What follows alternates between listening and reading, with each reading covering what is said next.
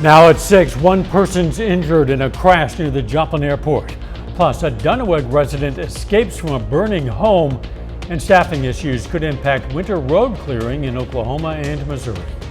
The 4 states' most watched news starts now. The emergency management director in Cherokee County, Kansas is terminated. This is KOIM News. I'm Dow Quick. Commissioners made the decision at the weekly meeting today at the Columbus Courthouse. They terminated Matt Haviland as the emergency manager director effective immediately.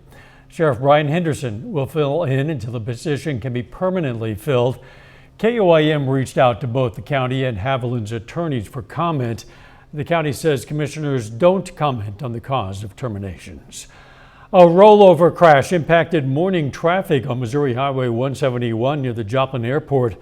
Emergency personnel from Carl Junction and Joplin both responded, as well as the Missouri State Highway Patrol.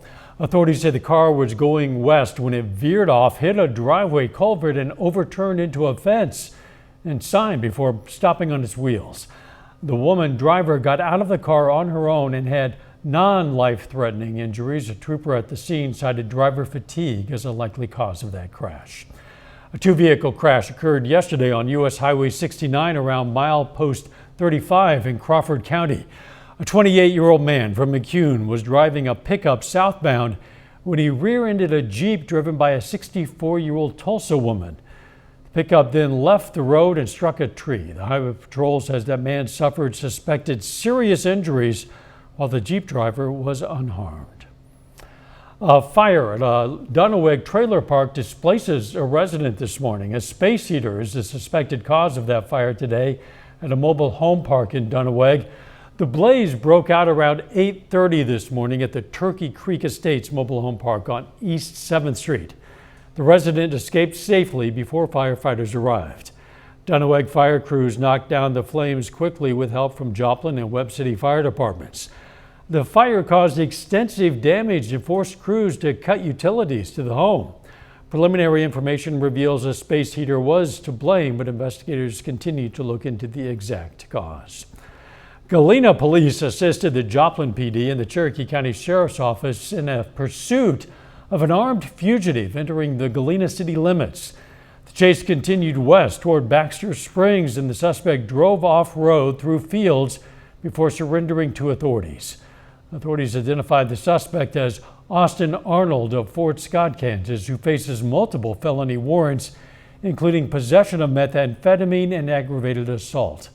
Passenger Chelsea Fields was charged with drug paraphernalia possession. More charges are pending.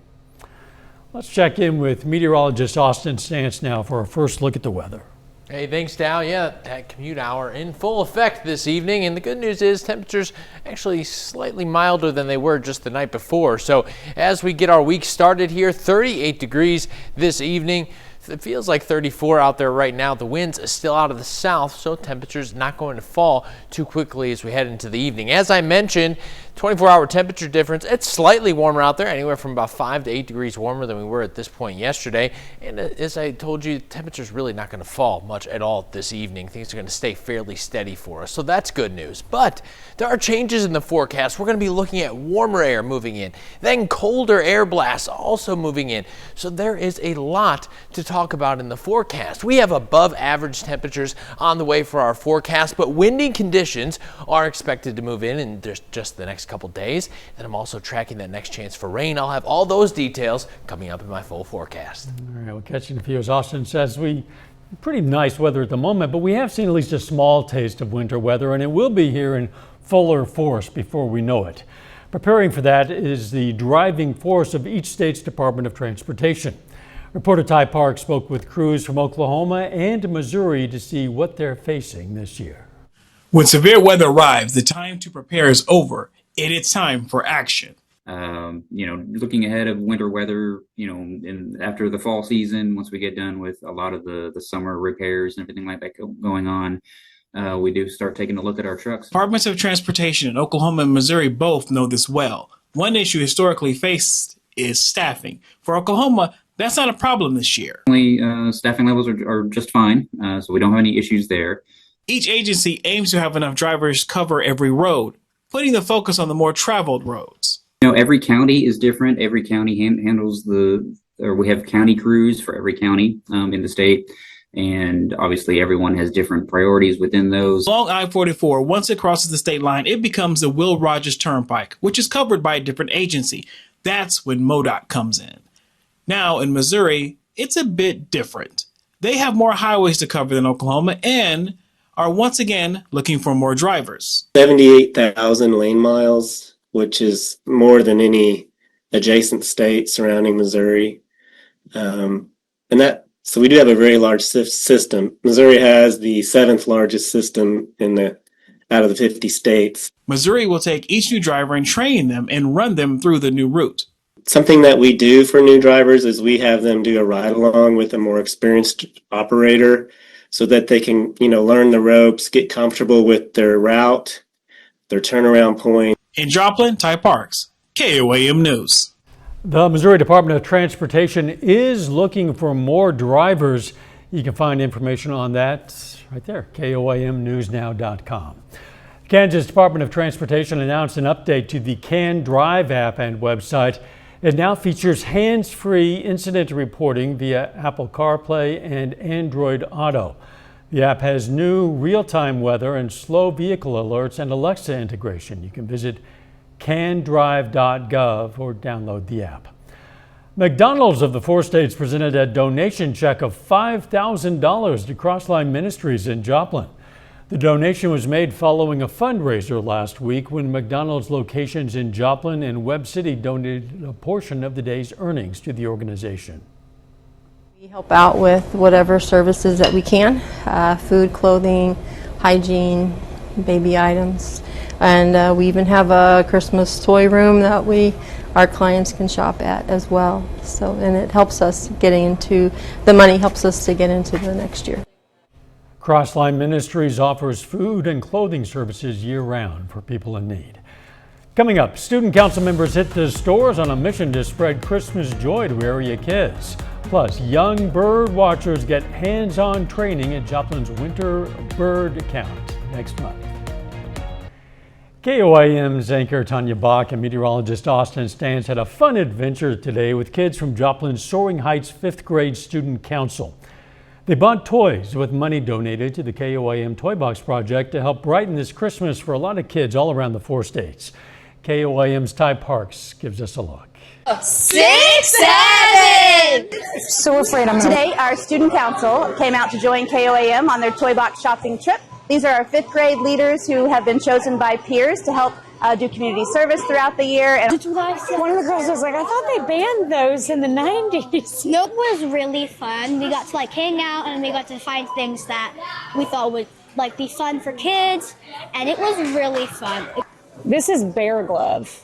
This is Swagger. If a teen boy, they would like Swagger, right? It makes me feel good because I feel like we get a bunch of stuff, but there are kids who don't get a bunch of stuff, so it makes me feel good that we're giving stuff to kids who don't get a lot. Hit up the electronics area.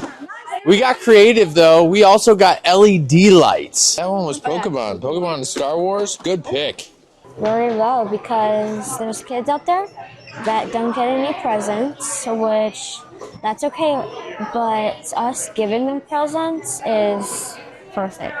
Toy box! These are awesome. I got a lot of eyelash glue because I got a lot of eyelash. special, but when we think about leadership, we're thinking about kids who put the needs of others before their own. And so we have a program for 5th grade students that rise up to that level.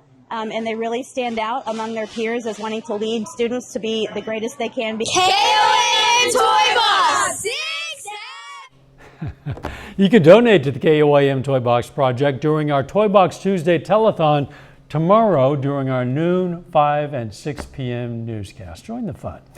Kids are going to get a morning to enjoy bird watching and learn how to identify different species.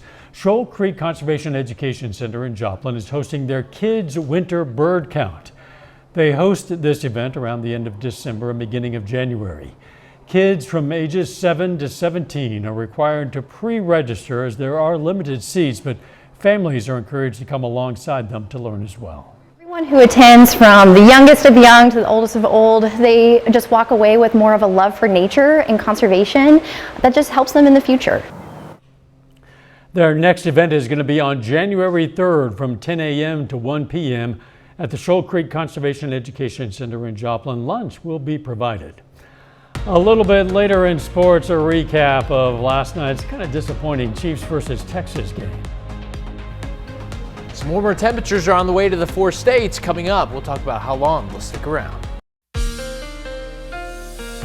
Now, things are quiet right now and a bit cooler, but there's some changes on the way for the 4 states. Let's take a look at your Skywatch storm track. You'll notice off to the northwest, what we have there is kind of an interesting setup. It's called an Alberta Clipper. Usually what happens here is these weak low pressure systems move out of the northwest or the Canadian prairies or Alberta. That's why they're referred to as the Alberta Clipper. Now, these systems generally move very fast, but also are associated with low moisture, so they don't bring a lot of snow or rain with them.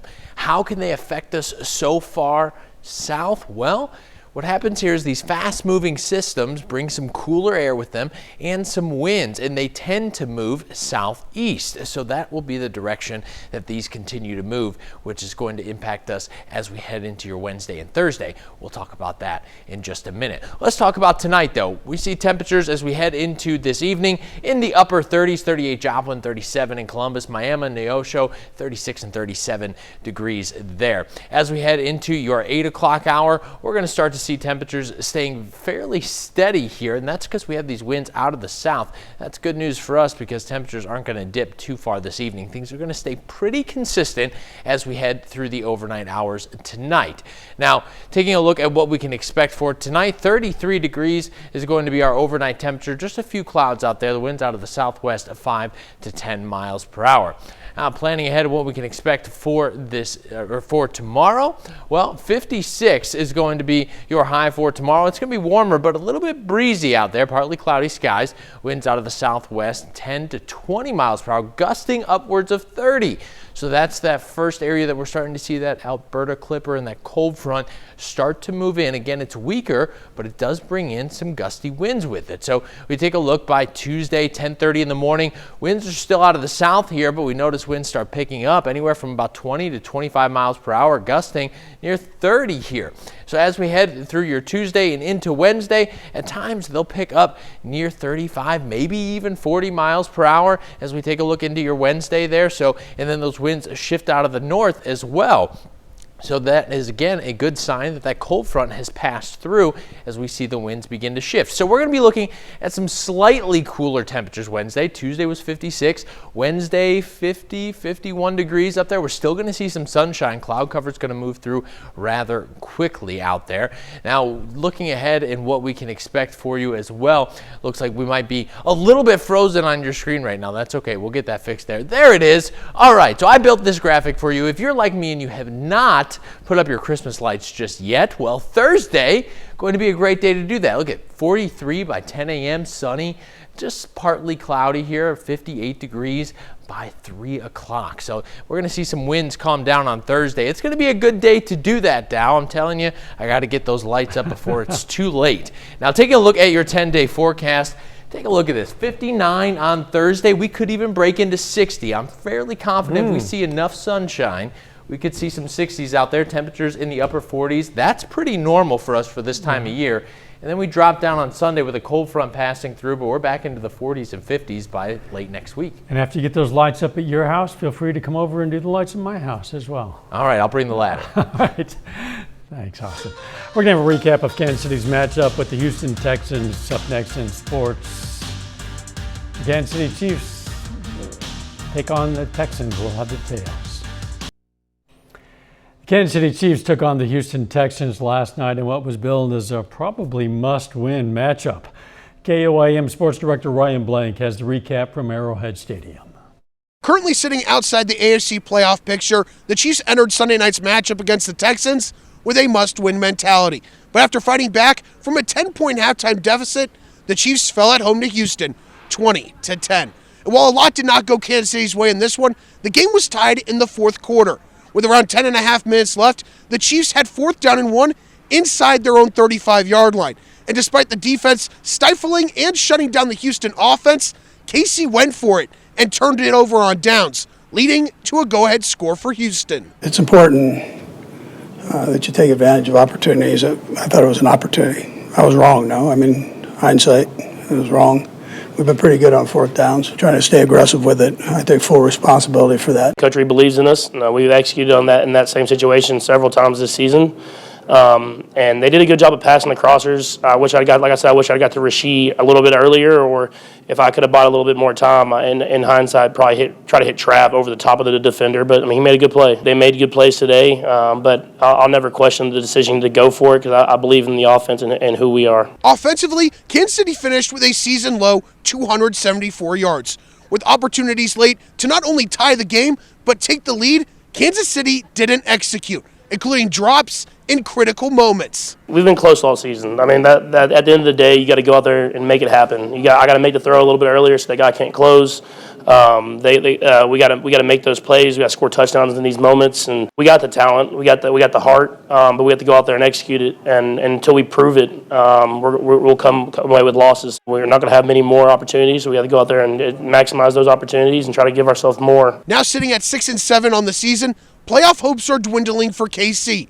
But after the game, Patrick Mahomes and Chris Jones emphasized that there's still a chance and that this team won't go down without a fight. I'm going to go to those guys in big moments. Those guys have made plays in the Super Bowls. They've made plays in AFC Championship games. So obviously it didn't go our way today. I have a lot to do with that myself. We'll go back and like I said, regardless of what happens the rest of this season, we'll give everything we have every snap and give ourselves the best chance to go out there and make a run. The door's still open. It might be a 10% chance, might be a 5% chance, but as long as we got an opportunity and a chance, then we still kind of control that and finish strong and let the cards fall where they fall. With playoff chances currently sitting under 15%, the Chiefs need to win their last 4 games and get some help from other teams in the conference. And that all starts next week back here at Arrowhead Stadium against the Chargers. Reporting from Kansas City for KOAM Sports, I'm Ryan Blank.